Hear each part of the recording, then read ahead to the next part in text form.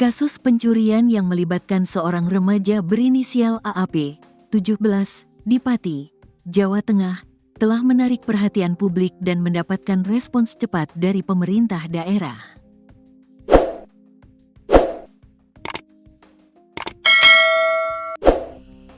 Bupati Pati, Sudewo, turun tangan untuk memberikan bantuan kepada AAP setelah kasus ini viral di media sosial.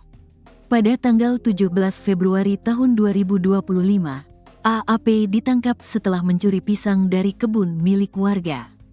Video yang memperlihatkan AAP diarak oleh warga ke balai desa menyebar luas dan menuai simpati dari masyarakat.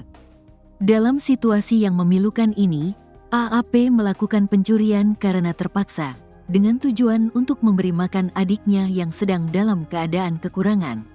Seharusnya tidak sampai terjadi pengarakan massa terhadap pelaku, ungkap Sudewo. Pemerintah Kabupaten Pati, melalui Dinas Sosial Pemberdayaan Perempuan Perlindungan Anak dan Keluarga berencana, Dinsos P3AKB, telah dikerahkan untuk memberikan bantuan kepada AAP. Sudewo menyatakan bahwa ia telah memerintahkan camat, kepala desa, dan perangkat desa untuk memberikan pengarahan kepada warga guna menjaga situasi tetap aman dan kondusif. Kapolsek Telogowungu, AKP Mujahid, menjelaskan bahwa pisang yang dicuri oleh AAP bernilai sekitar Rp250.000. Setelah pihak kepolisian memediasi, keluarga pemilik kebun setuju untuk menyelesaikan kasus ini secara damai.